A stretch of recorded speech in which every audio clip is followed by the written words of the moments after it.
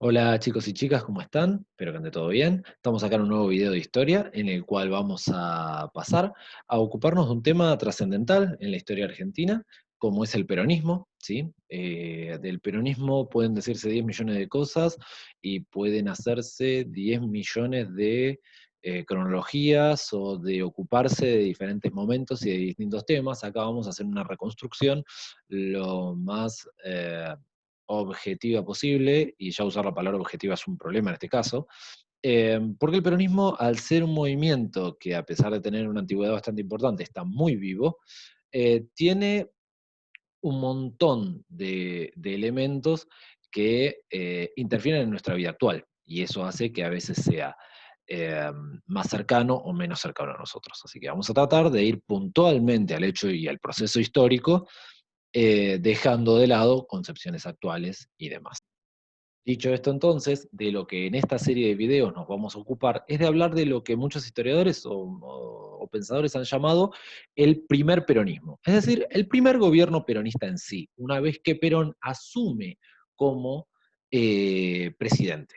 ¿Sí? Esto es a partir del año 1946. Nos vamos a acompañar, como hacemos siempre, o como venimos haciendo, de una serie de diapositivas en las que además de las cosas que vamos a ir comentando, vamos a ir sumando fuentes, que como les recuerdo siempre, es el laburo que un historiador debe hacer para tratar de conocer lo más fielmente posible al pasado. ¿Sí? La historia se hace a partir de fuentes primarias, documentos, cosas de la época que nos hablan del momento a partir del interrogatorio que uno le hace. ¿Sí? Así que vamos a tratar de ir acompañándonos un poco con eso y también para hacer el video más ilustrativo. Adelanto que este video se va a dividir en varias partes para poder ocupar mejor el asunto y que ustedes no me odien debido a la duración que lleva esto. ¿Sí? Porque es un proceso verdaderamente complejo y vale la pena analizarlo bien en varias aristas. ¿Sí? Así que dicho esto, vamos a ir arrancando con la presentación. Eh,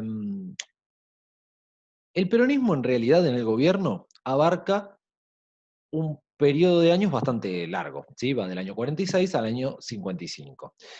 La participación de Perón en política es anterior, ya hemos visto anteriormente la cuestión de Perón como secretario de Trabajo, y está bueno que lo tengamos en cuenta porque vamos a volver sobre eso más adelante.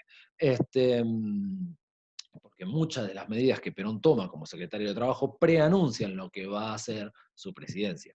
Sin embargo, no alcanza solo con esto, y en realidad es muy diferente y debemos marcar la diferencia de lo que es antes del 17 de octubre, que no vamos a volver sobre eso, y lo que es después. ¿Sí? Por lo cual, nuestro proceso histórico va a arrancar con las elecciones que lo llevan a la presidencia en el año 46. Esa presidencia dura hasta el año 52 y mediante una reforma constitucional que se da en el año 49, se habilita la reelección del presidente, que hasta el momento no estaba, y el mandato presidencial, siempre les recuerdo, en aquella época estaba fijado para 6 años, no 4 como en la actualidad. Logra entonces un segundo mandato en el año 52, que sin embargo no va a completar por un golpe de Estado que va a dar la Revolución Libertadora, como se llamaron a sí mismos esos militares, en el año 55, ¿sí? Como vemos justamente en esta placa. Sus dos gobiernos consecutivos, sin embargo, son muy diferentes entre sí, por eso nos vamos a ocupar del primero en este caso.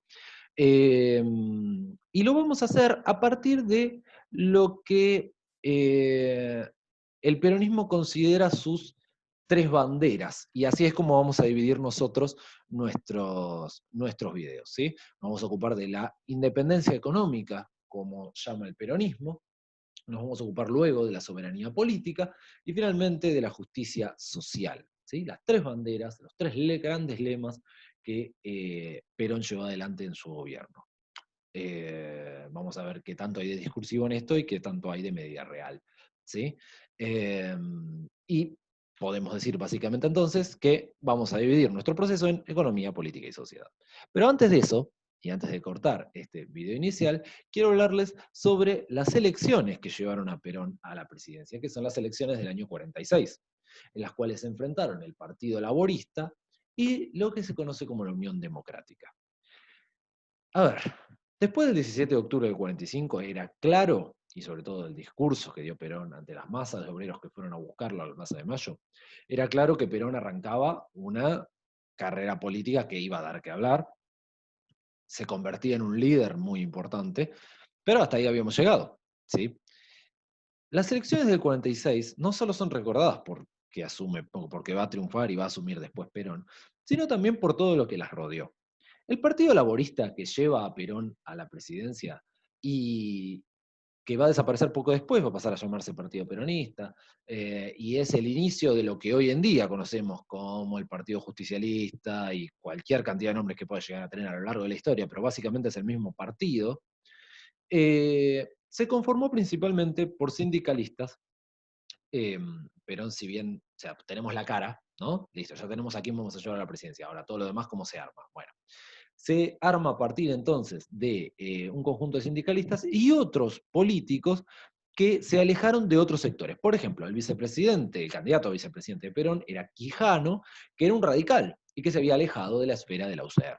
La UCR justamente es la gran competidora del momento que encabeza ese otro frente que se llama Unión Democrática y que no solo incluía a la UCR, sino otros partidos importantes de la época, como el Partido Socialista, el Partido Comunista, Demócrata Progresista y demás. Los que quedaron afuera fueron los sectores más conservadores con los cuales los radicales no quisieron saber nada. Ahora todo muy lindo, pero en la placa que estamos viendo ahí, lo que vemos no es el candidato opositor o Perón, sino una persona llamada Braden.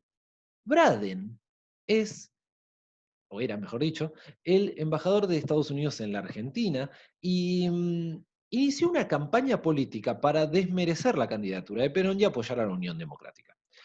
¿Qué tiene esto de importante? Más allá de que sea de la intromisión de un personaje extranjero, que Braden acusó a Perón y a su movimiento de ser una especie de fascismo en Argentina y por ende en América Latina.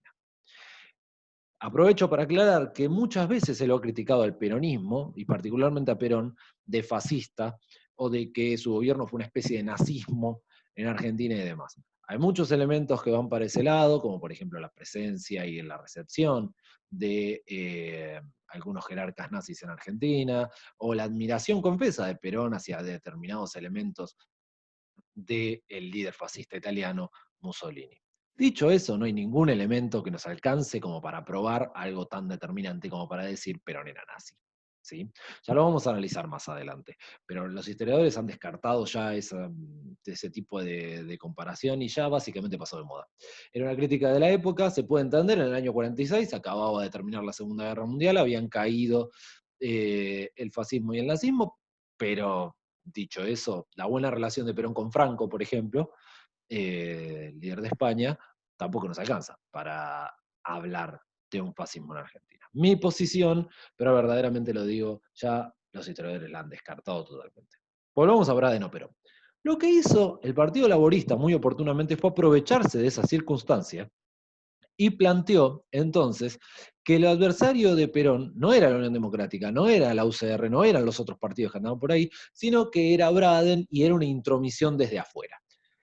Entonces apelaron al nacionalismo y la cuestión terminó siendo, como dice ahí, usted mañana votará contra el Jockey Club, el Círculo de Armas, la Unión Industrial, la Bolsa de Comercio, la Sociedad Rural, los latifundistas, la prensa. Terminó quedando como una cuestión de el pueblo argentino, por un lado, trabajador y demás, contra los grandes poderes concentrados que vienen con la Unión Democrática y de los cuales atrás está Estados Unidos. Entonces, usted mañana elige Argentina o Estados Unidos. A largo plazo, esto llevó claramente a un apoyo a Perón bastante importante y que derivó literalmente en un triunfo bastante aplastante del Partido Laborista, que se va a consolidar con el tiempo. ¿Sí? Dicho eso, entonces, volvemos a reiterar que ahora vamos a dividir todos estos videos en la cuestión económica primero, apelando a la bandera del peronismo de la independencia económica, luego de la soberanía política y finalmente de la justicia social, que probablemente sea el elemento más importante que dejó ese primer peronismo. Así que, dicho esto entonces, vamos a pasar a la cuestión económica.